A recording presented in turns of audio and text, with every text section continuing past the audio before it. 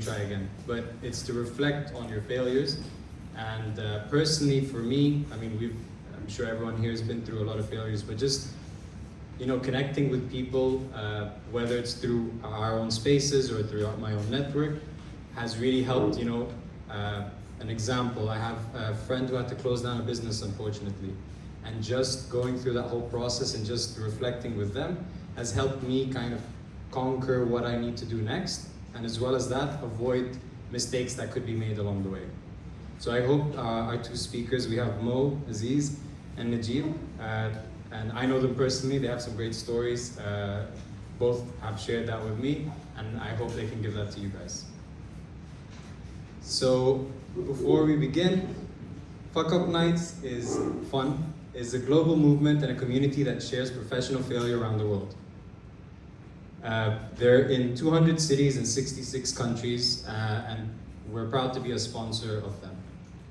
Now, so Letswork is a co-working app that basically helps connect users to on-demand spaces. You know, we're the region's largest workspace network. Users can connect with like-minded individuals and other entrepreneurs. Unfortunately, obviously, COVID, we had to slow down some of our events, but we've come back this year with a great bang. We hope to have a lot more different events coming up soon. If you've signed up with Amr, or if you're an existing user, I'm sure we bombard you with events and messages as well. And we couldn't do this event today without our partner ATÖLYE, and I'd love to bring Ramadan up on stage. Where is Ramadan's there? So the community manager of ATÖLYE, just to give a couple of words about the space. Thank you. Thank you so much. Hi, my name is Ramadan Hassan. I'm leading community experience here at ATÖLYE. And just to give you a little bit about what ATÖLYE is essentially a community-powered creative services organization.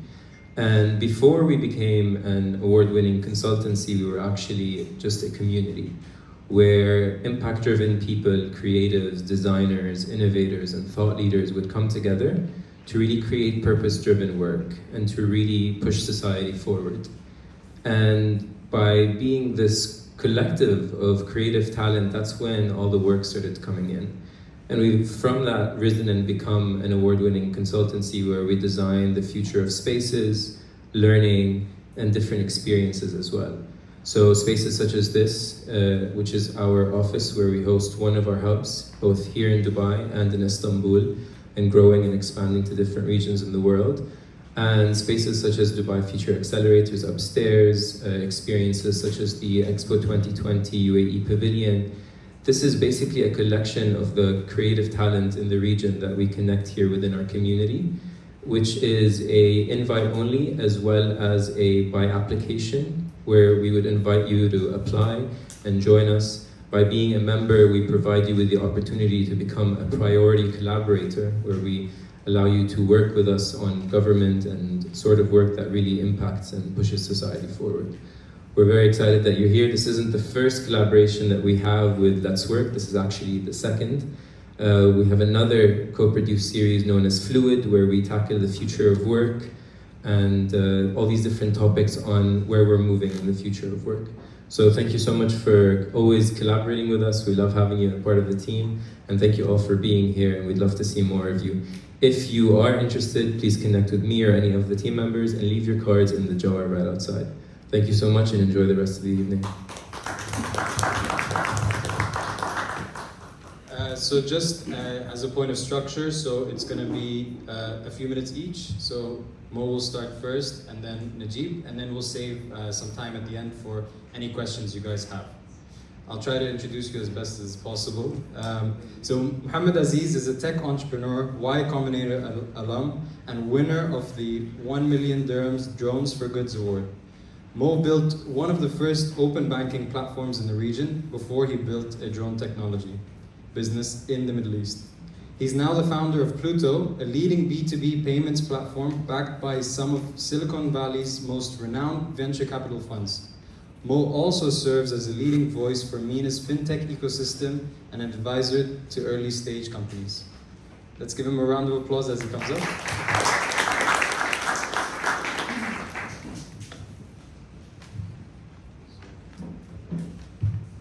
Thank you very much, Homer, for doing an intro of myself better than I could.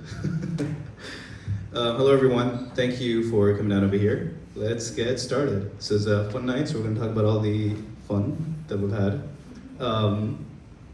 So, fake puff cigarettes. Very interesting.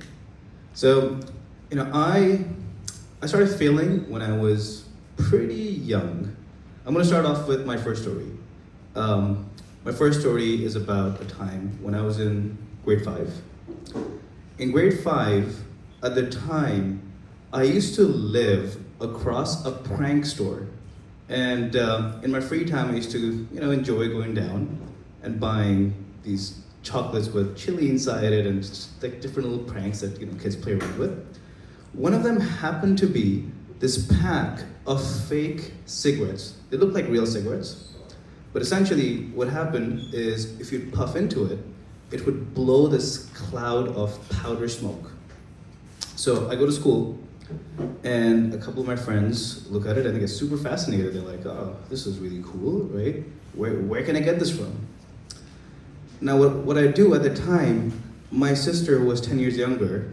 My mom would be stacking baby powder for her at home. So I go back home, and I refill these fake cigarettes with baby powder. I go back to school, and I offer it to these kids for their lunch money. And again, it wasn't the money I needed, it was just fun. So I do this, for a couple of days, and until one day, my parents get a call from the kids' parents. And they tell them that, hey, listen, your son has been taking away our kids' lunch money in exchange for giving them what looks like cigarettes filled with white powder. Can you imagine what these parents were thinking? What happens next? I get suspended. That was the first big failure, My parents were furious. They're like, you're getting suspended in school for selling, these paper rolls with powder? What's going on? I'm gonna move on to my second story. So, later on in life, when I got into the professional world, I first started off my career as a filmmaker, and more so specifically, a drone photographer. And I got into drone filming back in 2016, doing it purely out of passion. By the way, back in 2015-16, this was still, sorry, my bad, not 15-16, in 2012-2013, I apologize. So back at that time, this industry was very nascent. I'm sure majority of you over here would have probably not seen a drone to film or take photographs back in 2012-2013. At the time, they weren't this small. They were the size of a table. Now, I did this for fun until one day I get a call in early 2013 from the Dubai Camel Racing Association. Now, I'm born and raised over here, but I've never been to a camel race in my entire life. Anyway, next thing I'm told is that they were looking for someone who could use drones to live broadcast these camel races. And again, this was very difficult because camel races are pretty intense. These are 70-kilometer long races, and they wanted this to be aired on TV live. My, homemade Christmas tree of a setup couldn't fly for more than 500 meters and couldn't broadcast for anything over 700 meters. But, my inner instinct has always been very, yeah, I can do it. So guess what I tell them? I'm like, let me come back to you. I think we can make this happen. And they're like, look, it's in 3 weeks, and this is a very important race, and this is a big project. Now, this is the biggest ever business opportunity that's been presented to me. So what do? I go back and I start scratching my head, and I'm like, how do we pull this off? This is like a once-in-a-lifetime opportunity. I start looking for companies. I can't find anyone to help me. Until eventually I realized that this project of this scale requires next-level industrial technology. So I find this company in Europe that specialized in using drone technology to inspect power lines. Now, these power lines were long, 70, 80, 100 kilometers, And they had the technology to broadcast those feeds live to inspect power lines. So I give them a phone call, and surprisingly, the CEO answers, and I'm like, hey, listen, I've got a project in Dubai, and it's super important. It's right around the corner. Can we work together? And he's like, is it for Abu Dhabi Oil Company? Is it for Dubai Petroleum? I'm like, it's to film camels. And he thinks I'm joking. And the first time he puts the phone down, I said, listen, like, we don't have time for this. I called him 2 more times and eventually tell him the seriousness of this, right? Anyway, this time he said, listen, your camel racing guys can't afford oil and gas technology. And he quotes me a price eventually. I'm listen, just quote me a price. I just want to go back and see what happens. So I go back to the guys. I give them, a pretty fat number. And guess what? They turn around and go like, okay, we'll take it. And this is the first time that this oil and gas inspection company is now, contracted to come to Dubai to film camels. So what happens next? I'm super excited. I'm on top of the world because I've just won this massive contract, which is the equivalent of an oil and gas contract. And so next up, the guys are preparing because it's on a super tight timeline. The guys are preparing to come down to Dubai. They're going to fly down with their crew and their equipment, and then we have a big problem. This is big, large equipment that needs to be shipped out over here, and this can't happen in the next 10 days. So the solution, the guys are like, we're going to pack everything up in suitcases and bring it down. So they rip all the equipment down into suitcases to bring it down. There was an even bigger problem. To power all the equipment that was coming down, we needed what are known as lithium polymer batteries. Imagine for this project, we were flying down with three to 4 people, what is the equivalent of perhaps 10 car batteries, right? And that is far from what is permissible to bring on flight. So I'm terrified. The guys like me to ship this out, and I'm like, listen, just let's figure something out, right? They're like, okay, we'll figure something out for you. The guys land in Dubai, and they get stopped at customs, and that box of batteries gets opened and checked. They call me, they're listen, we might have a problem. Customs says we're going to keep this until tomorrow, and now I'm terrified. We're days away from this project. We're 3 days away now.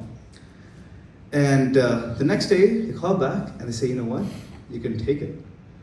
And I'm like, wow, how did you guys pull this off? The guys had restickered every battery with a much lesser number in terms of the milliamperes than they actually were. Anyway, so that was a big relief. Next up, it doesn't end there. The guys then want to test the system. This is us in Dubai. The guys have come down and they're testing one of the aircrafts that are going to be used. The place the guys choose, have any of you guys been down to the Al Qudra cycling track? At the time, the cycling track didn't exist, it was just desert. So we go down over there to test. For those of you who don't know, there's a military base right around the corner, on the corner of the cycling track. So the guys take off, 20 minutes later, they disappear. And I'm trying to call them, like, yo, where are you guys? We have this thing happening day after tomorrow, like, no one's answering my phone calls. Both these guys, these 2 guys, right, aside from me, they disappear. And the next morning, I get a message saying, hey, we're at like the military lockup. Can you come and rescue us? I'm like, what are you guys doing in the military lockup? They're like, that place you took us in the middle of the desert to test. While we were testing, they thought we were spies. They came in and they picked us up and they locked us up here. And next thing I go down, I explain to them, I'm like, guys, look, this is a huge misunderstanding. We were here trying to film camels, these aren't spies. So anyway, luckily we managed to get out, right? It was a combination of sweet talking these guys, just explain to them that this is a big misunderstanding and getting the other guys involved. But long story cut short, that was the beginning of my adventure doing drone broadcasting, and then I did that as a business for the next couple of years until that company got acquired and a bunch of things. I'm just going to skip that and move to a different chapter in my life, to my next mess up, let's say. Oh, this is a still from the camel race. This is when we actually made it happen. So if you see that's a little drone over there, there's the camels on the right, and these are all the different cars. My next drone adventure was the Smart Ring. Now, a couple of years down, I got super excited about building a rescue drone. This was back in 2016. In 2016, the UAE was hosting the world's largest drone competition. It was $1 million dirhams in prize money for building an innovative drone solution that could help people in some way. And so I was trying to build a rescue drone, essentially a drone that can land in the water and a swimmer can hold on to it until someone comes and rescues you. So we started building this thing. I'm building it, with my team, and we build the system. We tested a few times. It works. 2 days before the event happens, we go out to the venue, like the actual venue where we would have to demo this at the competition, where there was a lake close by. Precisely, I don't know if you guys have seen the water in Media City, which is in between the buildings. Internet City side. Yeah. Internet City side, exactly. Yeah. So we're there. We fly the thing. We landed in the water, but guess what? The guy goes for a swim and doesn't come back. And now we've lost this machine that we've put all this time building. What do we do next? It wasn't 2013 anymore, it was 2016. So I'm not sure if any of you guys have heard of this company called DJI, if you've ever seen drones. So there's a DJI, so DJI is like, think of them as like the Apple but for drones, or like for consumer drones, especially for photography and filming, right? So and in 2016 you had like much smaller ones and more compact ones. So we go out there, pick one of those guys up, chop the legs off, disfigure it completely, somehow fit it into a very makeshift 3D printed rescue ring, and we pretend that it's the same thing that we've built. And this guy flies and we win. And the truth is, I never actually built that into a company because it wasn't real.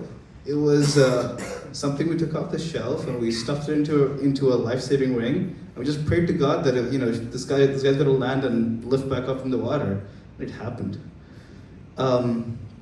So again, this was a lot of luck, and I'd say God was definitely by my side over here. And the money I made, shortly after I said, you know what, it's 2016, 17, everyone's talking about crypto and blockchain. And again, I just gotten off the drone hype. I don't know if you remember, so in my drone days, some of you might remember, there was all this buzz at the time about Emirates IDs are going to be delivered with drones and this and that. So I just felt like I'd seen the success of riding a hype wave. And 2016, 17, there was a lot of crypto and blockchain buzz. I knew nothing about it. But what I did do, I printed a card calling myself the CEO of a company called Lithium. I started investing the little bit of money I had with my recently made money in crypto. I knew nothing about investing. I was an absolute noob. And it was a bull market, so I was making money anyway. And towards the end of the year, friends and family joined in. They're like, oh, this looks awesome. And I'm like, okay, I'm gonna start Crypterium, a crypto fund. By the end of 2017, early 2018, I thought I'd made a lot of money. By mid-2018, I'd lost all the money I'd ever made over the last 10 years, only to start from zero. Not just my money, but everyone else's money who invested with me. So it's the first time I'm now in debt. And I'm like, wow, what do I do now? My next act, I realized that, I don't have any money to build anything anymore. And this is when I discovered venture capital for the first time. And what it takes to build a software company. So my last company, Dappy, again, I'm not going to bore you guys with what it was and into the technicalities of it, but essentially it was it's a payments infrastructure company. After a couple of different iterations, I decided to build this company, and got lucky one more time, and I get invited by Uae Combinator to Silicon Valley to pitch to Uae Combinator. For those of you who don't know, think of Uae Combinator as as Harvard for an entrepreneur, where these guys are investors, plus they just add a whole ton of Silicon Valley credibility to you as an entrepreneur. So now I'm down at Y Combinator, hoping to get in. And for those of you who don't know, again, these days Y Combinator, so to get through the process, like once you get called down, you've got this interview process that happens. In recent times, a lot of these are done online, but at the time, you'd go down and you've got these, you've got 4 very sharky partners sitting across the table, and they'll ask you intimidating questions on like rocket fire mode back to back. One of the questions I get asked are, what sort of traction do you have? And who are the customers that even want to use you?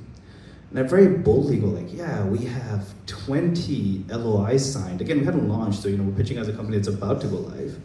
So I'm like, but we've got 20 live customers. They're like, oh, could you name some?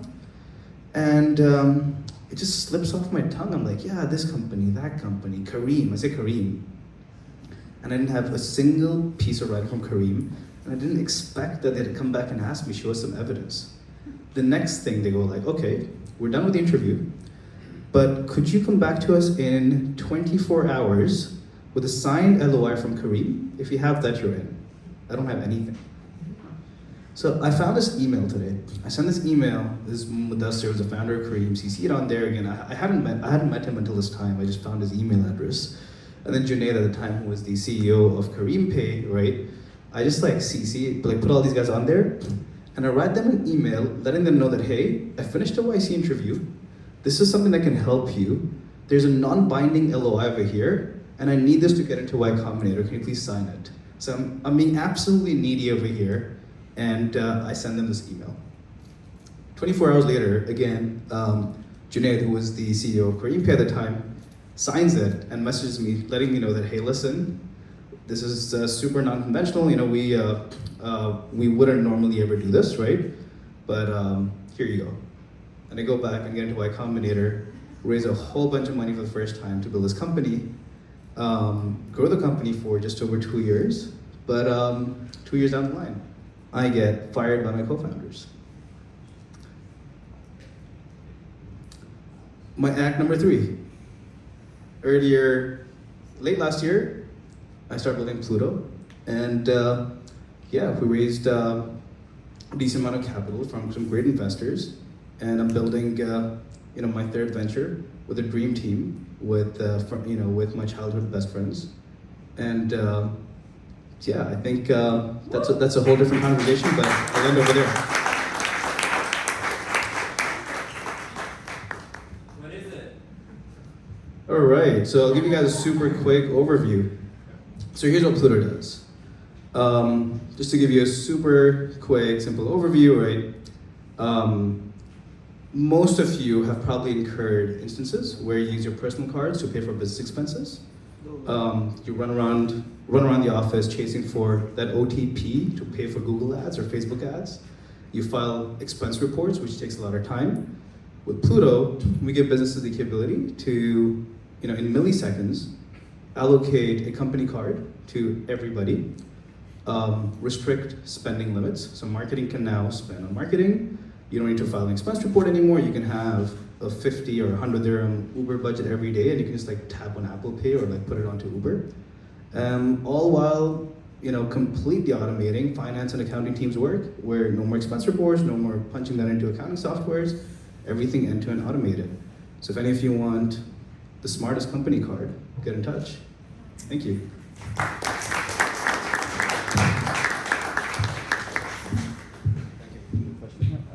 We'll do questions. Thank you so much, Mo. Honestly, one of the biggest entrepreneur hustlers I've ever heard. Just this raise alone, how he did it was ridiculous. So we'll leave questions. I'm sure all of you guys have questions. So to the next one, my neighbor and friend Najib. Me and Najib met, I think, in 2018. As an owner and founder of One Life Kitchen, Najib has seen it all. A Dubai native, Najib has quickly built one of the city's favorite cafes located in fashionable Dubai Design District. He'll be sharing his story, the ups, the downs, their decision to become a licensed restaurant, and their first steps to expanding across the city. No job in his cafe is too small, from waiting the tables to running the kitchen, and his Instagram handle, which you guys should follow, it's @cashier of the year. even features him with some of his famous, for Dubai, diners. Let's give him a round of applause and best of luck.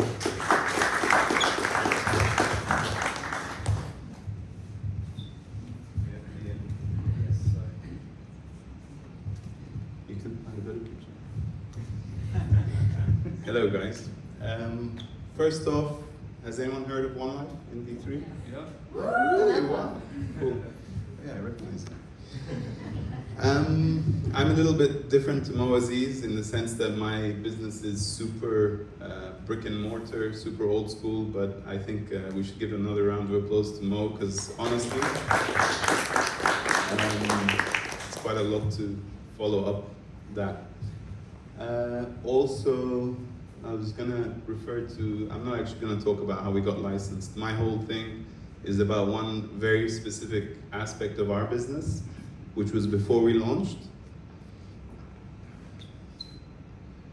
So it's about how I failed in setting up a vending machine business. One Life was never intended to be a restaurant or a cafe or a licensed venue or an event space or a, what else are we, or a catering company.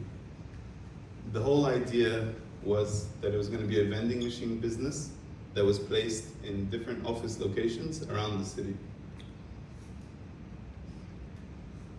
Like Omar said, I was raised in Dubai, not born here, but I've been here since '82. My parents have been here since '81. And this is me in Dubai College around '94. And I always wanted to have my own business, but looking back, the reasons I wanted to have my own business at that time were more like freedom, the fact that I wouldn't have to answer to a boss, and I think I just thought it was cool. Now that I have my own business, it's quite different. It's quite different to what you think it is. And I took the long way there. So I worked 3 years in Unilever, specifically Unilever Food Solutions, which provides convenience products to hotels, restaurants, and catering companies. I worked 2 years in J&J, where I met my wife. A lot of people got married in J&J. It must be like Johnson's baby and all that. And then I worked 4 years in pharmaceutical. Those 9 years, I spent mostly just doing presentations. You can't tell from this one because I kind of rushed it, but in general, I spent 9 years just doing presentation, theory. When I was at J&J, you guys have heard of Regain? I did like 27 versions of a Regain presentation. And since then, I don't really believe in spending too much time on presentation, focus more on the message.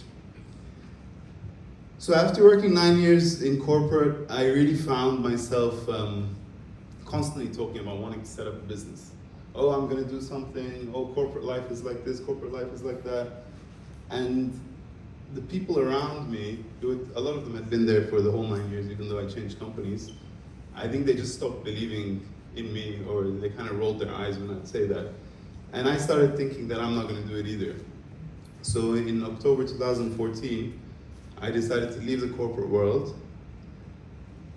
Fairly risky, considering I had one kid at that time, and I had another kid like 7, 8 months later. My wife had them. But I had this idea. And the idea was that we would serve healthy food through vending machines to people who work in offices. There were 3 main reasons I liked the idea. 1, a vending machine has a very low square footage, so how much rent can someone really charge you? 2, any staff costs would be limited, since a single person could stock 5, 10, 15, but potentially I could be that person. And 3, it's completely mobile. So let's say we have one here, it's not doing very well, we just unplug it, move it somewhere else. So these were the assumptions that I went with. And at the time, I had close friends who would be like, oh, no one's gonna buy food from a vending machine, it's not gonna work. And I would argue with them. I would argue that they couldn't see the vision, that I wanted to create something that was approachable. The original idea for the business was tubs. referring to the fact that the salads were sold in tubs. Do you guys know salad jar? I'm not taking credit for salad jar, but this was kind of the same thing. And then, the idea was, okay, we'd have some salads, we'd have some healthy snacks, things like freaking healthy, which exists now but didn't back then, all that kind of stuff. And then I even did a design where you can have a little bit of seating. And I went to some catering companies. So I came up with a short menu, and I think I went to 2 or 3 catering companies. I said, can you guys prepare a trial for this and let me, and cost it for me. Most of these pictures are after, they're not at the same time. In that specific context of going to catering companies, I want to talk about some ups and downs, high points and low points. So I specifically remember one catering company that I went to that did a food trial for me, and I was really blown away by how good the food was. And for me, I took credit for it because it was my menu, and it was kind of that chef's interpretation of the menu, and I was really excited about it. And it was the first moment, I remember driving my car when I was leaving that place, it was in Al Coast somewhere, and I was genuinely delighted that I actually had a chance of entering the food business. So if I rewind back to 2014 when I left my job, I had maybe 6 or 7 half-finished business plans on my computer. Maybe most of them were food related, and I also wanted to do a football pitch, if anyone plays sports. Now they do a lot of paddle courts, but back then there weren't many football pitches. But also to give you some context about the psyche of someone who's starting something. I'm sure a lot of you have started something. But for me personally, I was constantly full of self-doubt. If you think about imposter syndrome, even when you have some success, imagine now when you have no experience as an entrepreneur, no experience in creating something, you're full of self-doubt. So the chef makes this food for you, it tastes fantastic, and you say, you know what, maybe I've got a chance. The following meeting, they showed me the costs of the items that I wanted to buy from them. So the idea is I buy from a catering company, I stock my vending machines, and I sell to the consumer. Just to give you an idea of how, maybe a lot of you know this. So let's say a caterer is selling you a salad. Let's say it costs them 8 dirhams. They want to sell it to you for roughly 32 dirhams. They want to keep 75% margin for themselves. So now you're buying a salad for 32 dirhams, assuming you can sell that for 40 dirhams to a consumer and keep the 8 dirhams. Are you keeping up with me? Is this too mathematical? Essentially, they want to keep most of the margin for themselves. And we were in a situation where for every salad bowl that we waste, that we don't sell at the end of any given day, I now have to sell 4 just to make up for the cost that I've lost. And the whole idea was built around the fact that you would buy food from a vending machine because it's fresh daily. So we're selling you on the idea that this is made fresh daily, which means I have to waste everything at the end of the day that isn't fresh. Financially, it would be impossible for me to do it through a catering company, unless I really squeezed them. And in an attempt to kind of be collaborative with that same catering company, I specifically remember sitting there talking about cost, saying, why is this crab salad so expensive? The chef had a sheet of paper in front of him with all the costings broken down. And I was like, let me have a look. And I grabbed them from him, and he very coolly just moved the paper back away from me. So again, when you think about how you doubt yourself, how you feel like an imposter, like you're not worthy of being in this business, those little moments, not to dramatize, but they make you feel kind of small. So I was down, but not out. Anyone know what this liquid is? Any guesses? Coffee. I believe it was something to do with a coffee promotion. Oh, coffee's on us. Yeah, that was it. Coffee's on us. A promotion much later. So I was down but not out. I decided that I wanted to pivot from having a caterer supply us, which we supply to a vending machine to a consumer, to building a small kitchen, our own small kitchen, which supplied us, which we supplied to a vending machine to the consumer, to saying, you know what, if we're gonna have a small kitchen, let's have a couple of tables. So let's do a small kitchen with a seating area, which of course is also called a restaurant. And the reason I put consumer there is, let this restaurant serve consumers, let's get that business up and running, and once it's up and running, we'll get into the vending machine business, because that's where the money is, that's where the opportunity lies. This is a slide, I mean, this is even worse than my other slides, but this is a slide from back then, which actually showed the phases of One Life. So, One Life for the first 12 months would be a dine-in, takeaway, and delivery restaurant. And then we would test vending machines, and then we would go into expanding the vending machine network.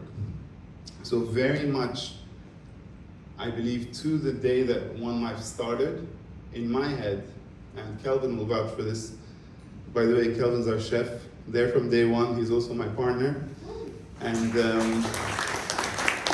I did tell you when you came on board that it's a vending machine business. The restaurant's just a side kind of thing, or it's just a necessary thing. So,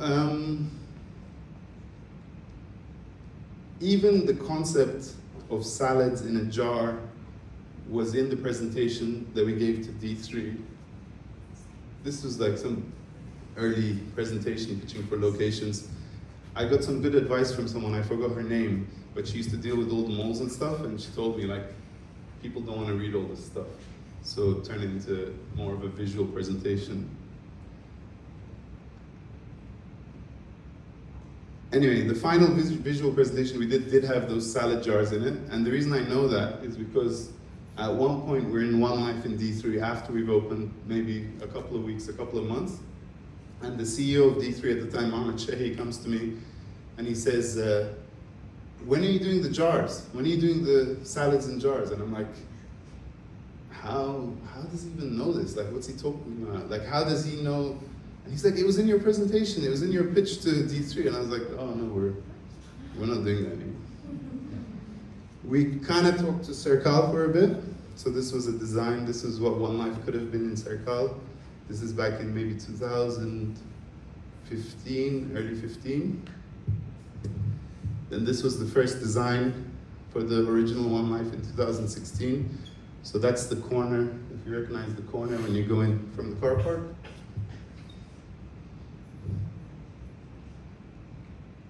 This is Kelvin, early days. So we started in a 1,500 square foot space, and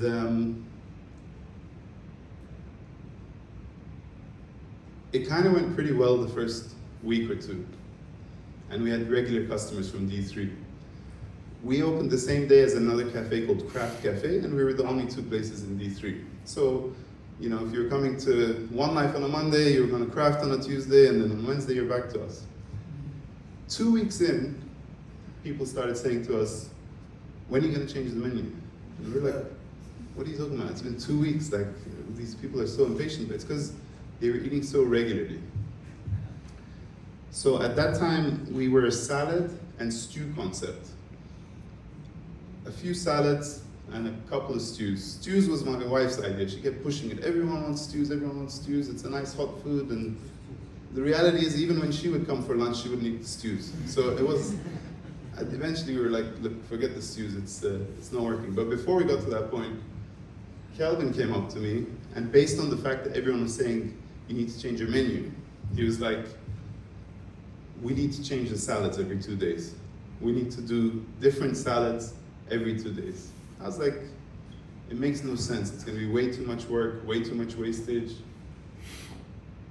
It's not the best idea. Then I stepped on it, and the next day I came back to him, I said, you're right, but we need to change it every day. Every 2 days also doesn't make sense. So we kind of flipped the concept on its head, and changing the salads every day and being able to mix them meant like you really increased the variety that people could have. So you could come to one of my 5 days a week, have a different mixture of salads. One day have a grilled chicken on top, the next day have grilled steak with it. It just meant that you'd never really get bored. We've been eating there 7 years and we're still not bored. Why did we fail at executing a vending machine business? Okay, this makes it look like I'm blaming Kelvin, which it was actually my intention behind the slide, but it's not his fault. So my view is that it simply wasn't a good idea to begin with. I had certain assumptions, but having worked in one life, I realized that F&B is about people. It's about connecting with people every single day. And that's where our passion lied. So for us, doing the business without the people, without that human interaction with our customers, getting to know them, getting even their feedback and improving our concept, it didn't really make sense to me. So we just ultimately gave up on it. What did I learn? Forget the marry the game part. I thought that sounded cool, but it doesn't. Don't be married to an idea. That's my view. Honestly, that's my view. Now, I think with any business advice, you can argue both sides, okay? So someone can come here and say, hey, if you believe in something, if you believe in vending machines, go for it until the very end. Don't give up on it. I'm gonna tell you the opposite, give up on it. Give up on it if the market tells you it's not gonna work. Meaning, if the market tells you, if you see from customers, they like that human interaction, like I truly believe when people go for lunch, it's not just about the food, it's about the experience. It's about, so many people have told me, we like your food, but we love your staff. We love the way they make us feel. So, as a general rule, this is not just from the vending machine, but I think the market never lies. If your wife tells you, put stews on the menu, but then when she comes to eat, she doesn't eat the stews, you need to take her purchasing behavior as the truth, not her words. But in general, my wife's a very honest person. It's not, if she's watching this. Passion matters. I mean, I wouldn't be able to go to work every day for 7 years.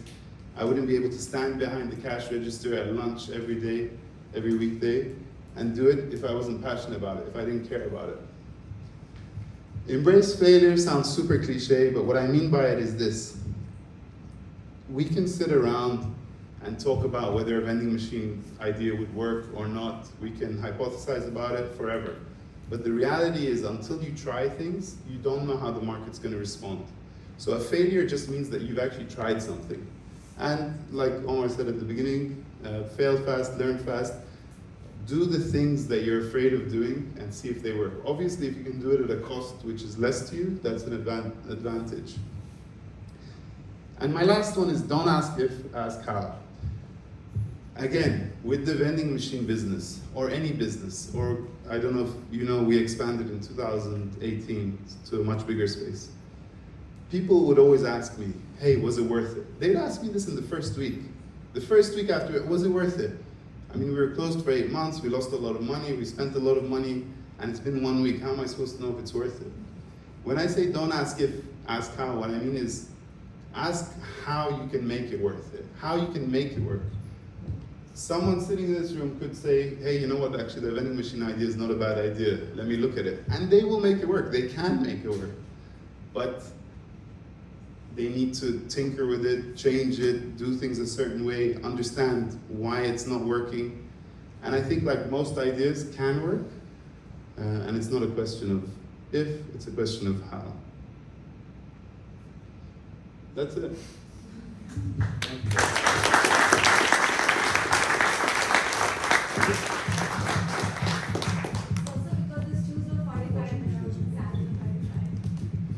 Back then, yeah, there's a lot of inflation. Don't look at that. Eugene, you can listen here. Thank you so much. Mo, can we have you up here? So we're going to open up to questions. Obviously, ask anything you guys want. They're very brutally honest and no filter. So this is for you.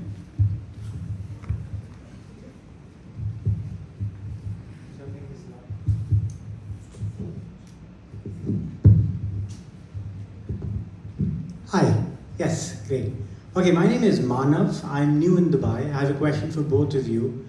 So, both of you, I think I've researched now that both of you have had corporate jobs before your, business ideas. And my question's around that. I work for a startup. How do you know when you fail at the startup, which is a job for you? So, because it's easy to kind of know that you fail when you're in a business, when you're when you're looking at the P&L, so, because you know it's not working out. But that's my question. So how do you know when you're in a job, which is like a small business, and you've spent some time, and you want to kind of know what's the exit point for you, and when to go to the next idea? When do you know that the startup idea is not going to work? I'm not sure if it's relevant for me. I never worked in a startup as a job. I only worked in kind of corporations before online. Okay. I mean, yeah. Would you still like to try and answer it? So when do you know if you failed in a corporate job? Yes. I don't know. I think if you're just not happy, if you're, I used to sit on my bed every day before going to work and think of like 5 different excuses I could give for not going in. And then eventually managed to pull myself out of bed and go. So I think I was pretty much failing for 9 years. I mean, in that time, I did okay. I got promoted, but I wasn't fulfilled at all. Like, I didn't feel satisfied. And if tomorrow my business fails, I would really dread going back into the corporate world. Like, that's my honest answer. Thank you. Yeah, I think pretty similar to what Aziz was mentioned, right? Again, so going back to your question, you asked what is the exit plan? Like, when do you move on almost, right? I think it's a bit like this. Whether it's whether it's a past company I work for, whether it's a startup that I'm on, I feel like when something isn't right in the form of you either no longer enjoying it, or if what you're doing isn't working, I feel like it's almost like a toxic relationship. You know that's not gonna work out, right? And best thing to probably do is move on and find your next one. Super. Thanks, guys. Yeah, hi. My question is to you. I'm so happy that there's somebody speaking about from the food industry, because wherever I go, I only hear tech companies. All the funding is to the tech companies. All the business ideas, wherever I have gone in the last 2 years, always tech. So I'm so happy to hear somebody from the food industry, because I'm also from food industry. I have a startup called Vegan Way. We are making all things vegan, clean, tasty, whatever. But it is so difficult at this point in time, 3 years in, but we are just kind of breaking even, not making any money. So how do you know that you still should continue, or just think of something else?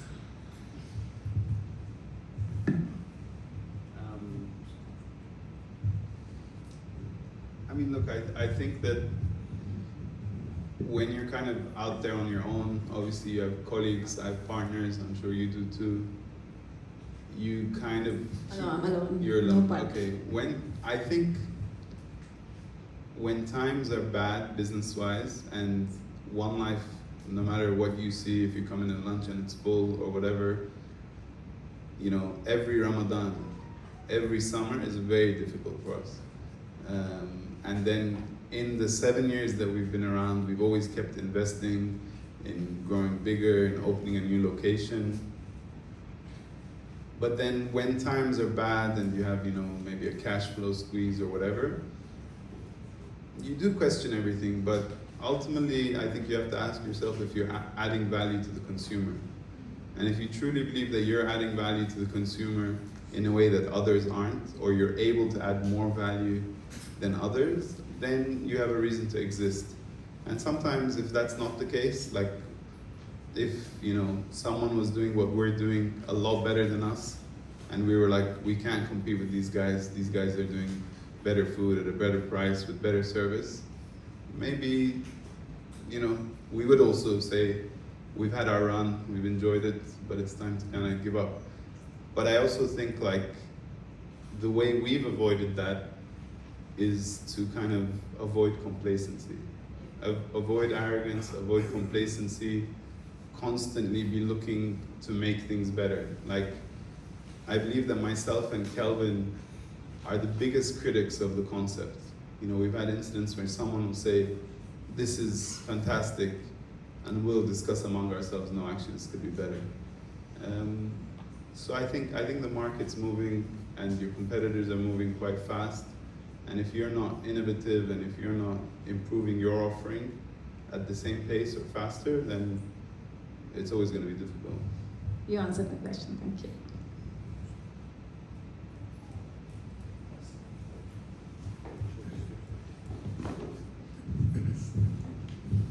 Another food entrepreneur. I think we attracted the people tonight. No, IT. Yeah, the part you were describing in the beginning, I've recognized a lot on that, especially when you start up. And I'm very curious to understand like how we were dealing with the doubts, right? So I've started my food business back in 2017 in the Netherlands, in Amsterdam. And when things, go south and not the right way, especially family and friends, that doubt the idea. So how were you dealing with that, just to make sure you overcome and you just keep continuing? I mean, I wouldn't say I dealt with it particularly well. When One Life reopened in 2019, I was taking my brother, who was living in Australia at the time, but he was in Dubai. I was taking him on a tour of the shop, and we have a dumb waiter inside the shop that sends food up and down.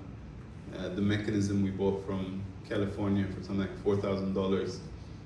My brother looked at it and he said, first of all, he was not really impressed with the space, even though I was extremely proud of it, design-wise. It was really an upgrade on the old One Life. And he looked at it and he said, did you really need this dumb waiter? And I told him, please just leave. Like I kicked my brother out. He's also my partner, by the way. He's one of the partners in One Life. I kicked him out of the restaurant. I mean, I'd be lying if I said I dealt with it well when people doubt me or when we get a negative review. I just think, ultimately, I look back at what we're doing, and if I think, no, we're doing a good job, we're doing our best, we're navigating a difficult competitive space as well as we can, which I truly believe, then the doubters are the doubters. As long as you don't doubt yourself, I think that's probably the most important thing. Thanks for answering, man. I got a question. I don't know if it was asked because I popped out, but do you feel that the idea failed? Because I didn't understand the failure of it. Did the idea fail? Did you fail the idea? Because from my perspective with what we're doing, I've seen it in airports, and there's actually an article about someone making a ton of money from that concept that you had. So I'm interested in knowing about the failure. Was that the idea really failed because you did an MVP, like a minimal viable product, or did you fail the idea? I think I'm not motivated by money. Like, obviously I want to make money, I want my business to be profitable, but I think getting into that side of the business, it didn't fail because it was a bad idea. It failed, or we didn't pursue it because it wasn't an exciting idea. Because the pursuit of money alone is not exciting for me personally. No, I get it. It's not that money. Well, what I meant, sorry, was that I've seen that it's been done successfully. Yeah. But the concept is awesome. I think people are doing it, people are succeeding with it. Yeah. So that's why I was just interested. Did you do a test run and it just didn't work? No. Or it's just fast? We opened up the restaurant, it's doing well, that's the part we're going. It just didn't seem appealing anymore. Like once we had the restaurant, it didn't seem appealing. But again, from a financial perspective, I'm sure it can work. There was before we even looked into it, there was a concept in the States called Healthy Farm or something like that. Like they've been doing it for a few years. I don't know if they're still around, but yeah, like I said, I think the concept could work, just we weren't interested in it. So,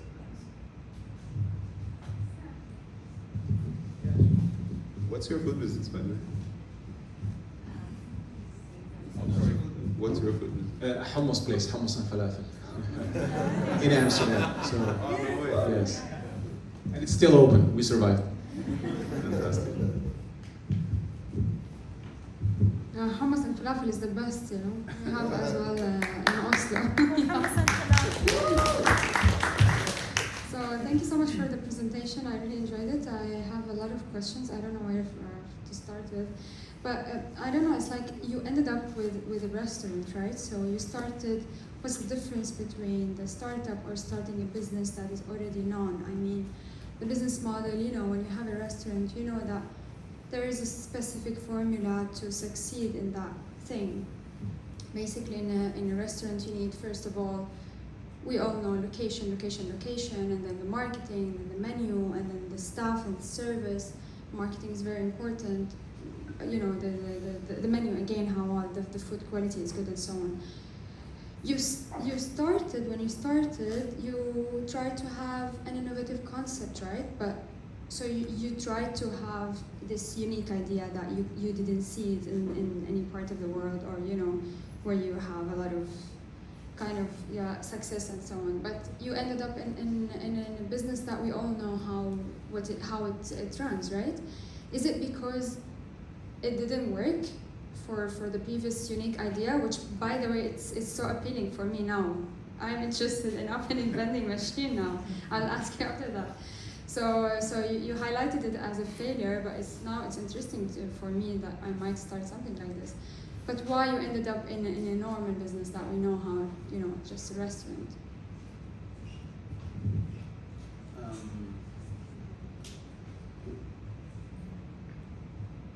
I guess the idea evolved. I mean, the only thing I would say that was different about One Life at the time was I felt like a lot of the food offerings in the market were fairly synthetic.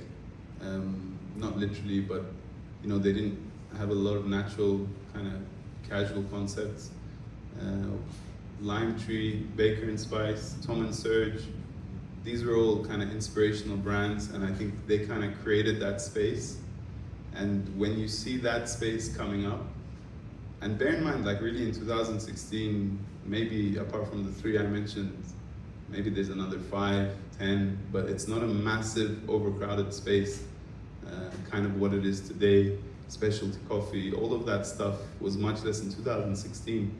So when we entered that kind of area, I felt like we had something to offer that was different from who's there, and we had something that people wanted, and we were able to deliver it. So we just stayed in that space. I don't necessarily think, but even like the format that we do now, you know, Baker and Spice did mixed salads before we did it, but they didn't change it every day. So I feel like everyone who comes into the space can take their own spin, their own innovation, something that they feel serves the customer better. And also, because we're a small business, you could come with an idea tomorrow, and if we think it's a good idea, we can test it. Last week, Kelvin was testing an egg sandwich just because a customer said, I want an egg sandwich from you. And because you're a small business, you can cater to the consumer's needs much quicker, you're much more agile. And the space and the concept and the offering has stayed exciting for 7 years. Like, we've never really got bored of it, or we've never really perfected it in our view. So because there's always room for improvement in that line, we stayed in that line. But if one day we said, you know what, there's nothing we can do to make this better, maybe we'd look at doing like a vending machine business or something like that. Thank you. And one more question, if I may ask. I also worked for corporates, like for 6 years with AstraZeneca Pharmaceutical. You know, it's a big corporate and so on. But I felt like I was so depressed for the last 3 years in my life because, you know, I'm visiting the same doctors talking about the same product every day. And the bigger the corporate you work with, the smaller or the more specialized your job will become. And I started my business last year. I didn't like it in the corporate because you're specialized. I wanted to do sales, I wanted to do marketing, I wanted to contribute to the strategy, I wanted to do something about innovation. You know, when you have this kind of mindset, this is when you hate the corporate job, and this is when you want to start your own business, because I have a lot of potential, bigger potential, and I want to do my own thing. But I think that there is a truth we all, as entrepreneurs, we have to state it. It's like we are building something. Whenever we're succeeding and we're growing our business, we're building the way to become a corporate, same as the companies that we left, right? I don't think so necessarily. Like, I think that's a good point. I think, I don't know about your company, Mo, but like, I don't necessarily have ambitions for there to be 21 lives in Dubai and a whole corporate structure and all of that stuff. I actually think, like, I'm a believer in small businesses that grow, but not at a pace where they ever become corporate. I think what you're saying is true for a lot of companies, but I don't think it has to be. I don't know about you. Thank you so much. Are you trying to go corporate? Yeah, actually, that's a really interesting point. I mean, as a startup, right? I mean, everyone kind of struggles with structure versus, you know, the fun startup life. So, Mo, like, do you have any comments on that? Yeah, I think so. Obviously, with a startup, especially like if you're venture backed, just like the guys at Letswork as well, right? There's there are two things that you're battling. On one hand, you've got venture investors who expect exponential growth, right? So as a founder, you're always pushing to the edge every single day for exponential growth. But you know, to answer your question, Gina, would you, again, if I understand correctly, and correct me if I'm wrong, leaving the corporate to mimic what you saw over there and to recreate that corporation? I really don't think that, you know, that is a mindset that I build with.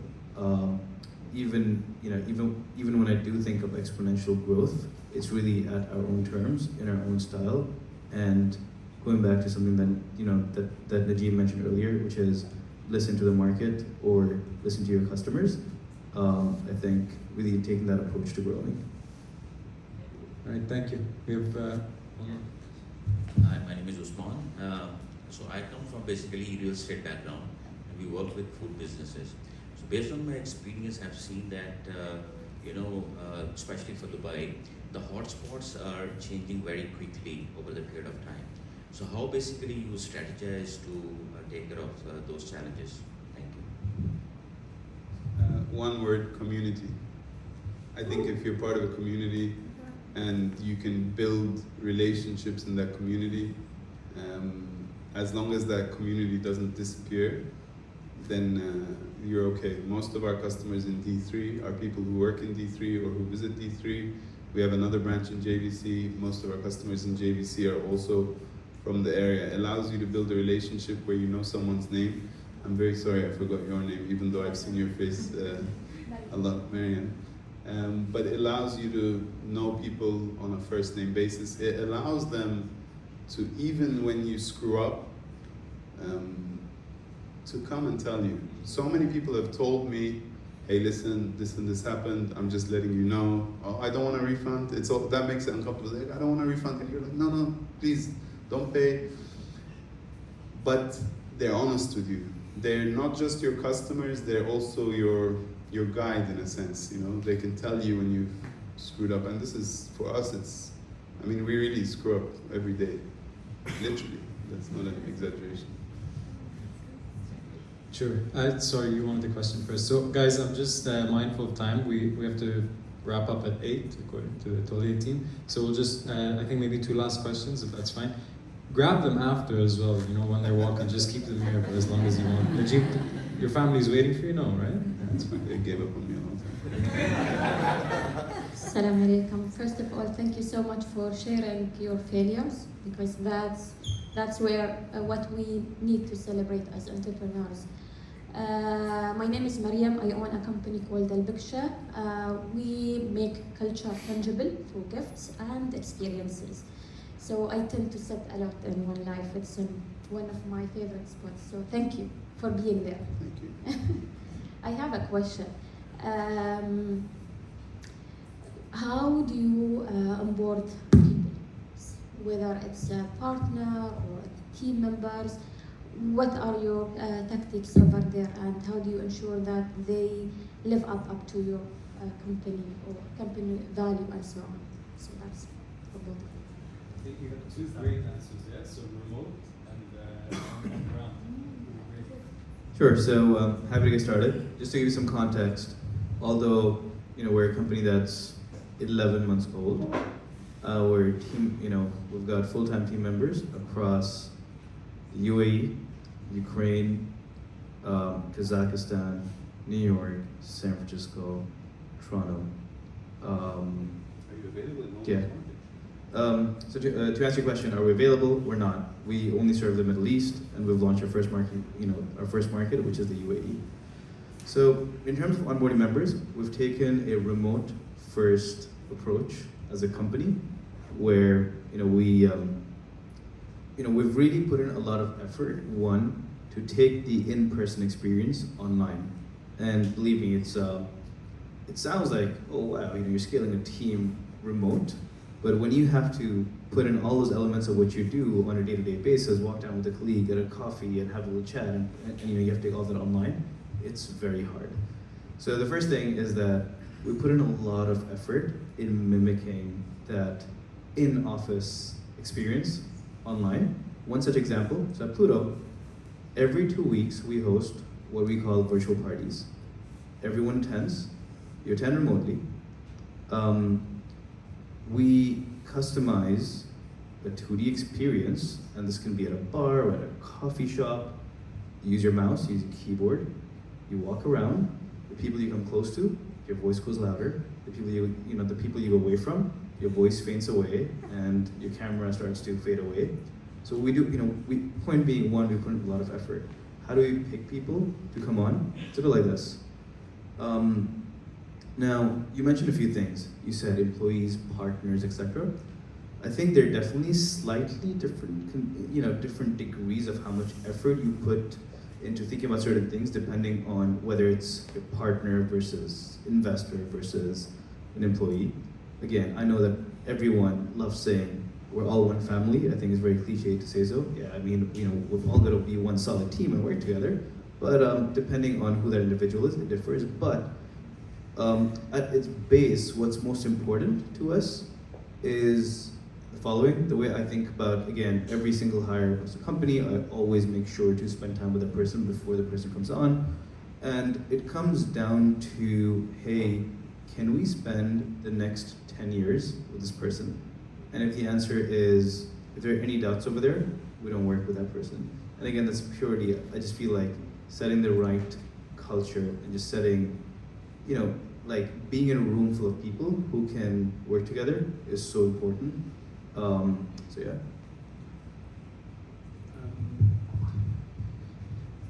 We just go off vibe. I mean, we meet people face to face and try to get a reading for what their energy is, what they're like. We've started doing trials now where we'll get someone to work for 3 days, like we pay them a daily rate for 3 or 5 days. I like to ask the team members how they are, just so everyone has the buy-in. And I mean, recently we have someone who left in December who now really wants to come back. And I really like this person. From my point of view, I would hire him tomorrow. But I asked the team, because the team's worked with this person. So I say, what's he like to work with? Would you guys want him back? Do you want him on your shift? Because the way we work is on shift. So the question is, okay, if Miriam is on my shift, is Miriam gonna contribute a lot, or is she gonna sit back and do nothing? And the feedback I got was, look, when you're around, this guy's running, he's happy, as soon as you leave, he's done. He won't pick up a mop, whatever. And I tell him openly. Yeah. No, I told him openly, I like you, the team likes you, but they don't want you because they don't think you're contributing. Unfortunately, when we're hiring like waiters and stuff, I think introverts are at a slight disadvantage because they're not able to show their personality straight away. But you're kind of observing them, trying to get a feeling for them, trying to get a feeling of how a customer would feel being served by them. And I think like as long as they have a good energy, a good vibe, we go for them. But recently we interviewed someone just because, you know, they have an interesting CV or a colorful CV, or, you know, like, it's nice to meet people. We meet a lot of people, and then the ones that work. Maybe our success rate in hiring is 70, 80%. It's not close to 100. So I think just one last question. Yeah, thank you for asking the questions because I wanted to ask you about it. So it's done now. We had an idea of how you hire, and it's lovely. My question is also for you. How did you meet your co-founders? Oh, that's a great question. So I've got two co-founders, Ridwan and Naeem, and I met Ridwan in high school back in year 7. Fun fact, I was the guy missing classes. He was the guy sitting on the front seat. And we bonded over studying for math. So every time exam season would come, I'd sit down with him and get him to, you know, he had the cleanest notes in class, so. So I've known him since then, and then eventually, years after our paths crossed, and we both ended up working in tech, so we got a lot closer later on. And my third co-founder happened to be his colleague at his first job, and every time I fly down to Canada, that's where they were based out of. After they left Dubai, we'd all just hang out together. Can I ask one question? Why did no one ask? Why did you get fired by your? Yes, that's what I was going to say. Yeah, I mean that was a big question. I want to be a professional. I want to know what happened with your co-founder. You started a company and got fired from the company you started, right? Yes, thank you. Yeah, that's a great question. So let's dive in, right? So initially we were two co-founders, and I'll give you guys some backstory. For me, again, if you recall from my last story, when I was trying to kick off that last company, there was an element of desperation. I'd just gone flat out broke post my crypto nightmare. And on my first attempt, while I was trying to fundraise, the big challenge I had was every investor asked me, "You're not an engineer, where's your CTO?" And I said, okay. So in a very short span, I landed up meeting someone who, I've somewhat known from before, but like, I'm not super close. But this guy he looks like an engineer, but he's not an engineer. So he wore glasses, always had messy hair. I mean, not to say that every engineer wears glasses and has messy hair, right? But I mean, he looked like a CTO. So anyway, and he knew a thing or two about what I was doing, not entirely, but he could speak tech jargon a bit more than I could. And I said, listen, will you partner with me until I fundraise to get to my MVP stage? And once that's done, I had to deal with that. But guess what? Things just move really fast, and Y Combinator and all these crazy things happen. And he turned around and said, listen, I think we should just do this together and go all throughout. The reason why I mention this story is that we knew both of us knew from the very beginning that there was a level of, again, and like we knew this straight up, there was a level of incompatibility.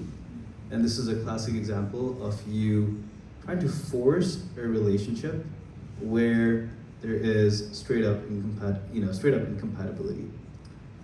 What happens next is, we address it and we go like, okay, we're clearly incompatible, and this is after a lot of outwardly success. The world saw us as, first Middle Eastern company to get into Y Combinator, and there's all these great businesses using us and all this stuff happening, but behind the scenes, this was a problem. So to address it, what we do, we say, okay, let's bring on person number 3 who can probably balance us out. And that was a horrible idea. And now when person number 3 came in, it just wasn't, it just didn't seem like the right fix to the problem, number 1. Number 2, day number 2 after person 3 coming on, we're in a flight to San Francisco to go meet with investors. We land in San Francisco, and lockdown kicks in. I take the night flight back, And now I've got our newest co-founder who's supposed to balance us out, my other co-founder, with whom I've got a bit of a roller coaster of a relationship with. We're stuck in a hotel room for the next 6 months because flights switch off and I'm back in Dubai on the night flight. And yeah, you can guess what happened after. Thank you so much. Thank you guys so much. I mean, like, props to actually sharing failures. I know it's probably not that easy, but I hope it was a good reflective exercise and you kind of think back to where you were and where you are now. So a round of applause for that, honestly. Thank you. And thanks to everyone for coming. Thank you to ATÖLYE team for helping us host this, and we hope to have the next one soon. You guys can network for a couple of minutes, but thank you guys so much.